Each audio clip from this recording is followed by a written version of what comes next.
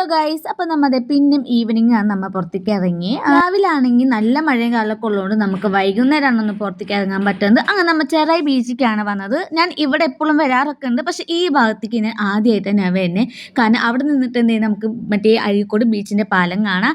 അത് എനിക്ക് ഇപ്പോഴാണ് അറിയാൻ പറ്റിയത്. എന്നെ വഴിക്കാണെങ്കിൽ നമ്മൾ പിന്നെയും എഴുത്തപ്പെട്ടുകൊണ്ട് നമ്മൾ ഒരു കടയിൽ കയറി ഒരു ഉപ്പ് സോഡയും കുടിച്ച് നമ്മൾ നേരെ കേട്ടോണിക്ക് വന്നു. അങ്ങനെ നമ്മൾ കേട്ടോണിക്ക് വന്നിട്ടുണ്ടായിരുന്നു മന്തി കഴിക്കാനായിട്ട്. അപ്പോൾ ഞാൻ ഹോസ്റ്റലിലായതുകൊണ്ട് എനിക്ക് പുതിയ മറ്റേ തക്കിഷ്മിൻ്റെ ആണെന്ന് തോന്നുന്നു അത് കഴിക്കാൻ പറ്റുന്നുണ്ടായിരുന്നില്ല. അപ്പോൾ നമ്മൾ അത് ഓർഡർ ചെയ്തു. പിന്നെ അവനൊരു അൽഫാം വാങ്ങിച്ചിട്ടുണ്ടായിരുന്നു. എനിക്ക് അത്രയ്ക്ക് അങ്ങോട്ട് ഇഷ്ടമായില്ല, എന്നാലും കുഴപ്പമുണ്ടായിരുന്നില്ല.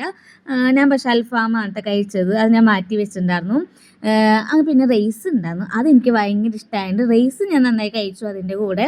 പിന്നെ നമുക്കൊരു അബദ്ധം പറ്റിയെന്ന് വെച്ചിട്ടുണ്ടെങ്കിൽ നമ്മൾ മഴയത്ത് പെട്ടിട്ടാണല്ലോ വന്നേ. അപ്പോൾ നല്ല രീതിയിൽ ഞങ്ങൾ നനഞ്ഞിട്ടുണ്ടായിരുന്നു. ഞങ്ങൾ നേരെ വന്നിരുന്നതും എ സിയിലായിരുന്നു. അതുകൊണ്ട് നമുക്ക് ഫുഡ് മര്യാദയ്ക്കൊന്നും കഴിക്കാൻ പറ്റുന്നുണ്ടായിരുന്നില്ല. കാരണം നല്ല രീതിയിൽ തണുക്കുന്നുണ്ടായിരുന്നു. അതുകൊണ്ട് ഫുഡ് നന്നായി ബാലൻസും കാര്യങ്ങളും ഒന്ന് ഇച്ചിരി നമുക്ക് കഴിക്കാൻ പറ്റുള്ളൂ. എൻ്റെ ഒരു ആഗ്രഹം അനുസരിച്ച് എനിക്കത് മര്യാദയ്ക്കൊന്നും കഴിക്കാൻ പറ്റുന്നുണ്ടായിരുന്നില്ല. അങ്ങനെ നമ്മൾ അതൊക്കെ ഇങ്ങനെ ബാക്കി വെച്ചു. പതുക്കെ അങ്ങോട്ട് ഇറങ്ങി. അപ്പത്തിനും പുറത്ത് നല്ല മഴ ഉണ്ടായിരുന്നു. അപ്പോൾ നമ്മൾ പതുക്കെയാണ് വീട്ടിലേക്ക് പോയി. അപ്പം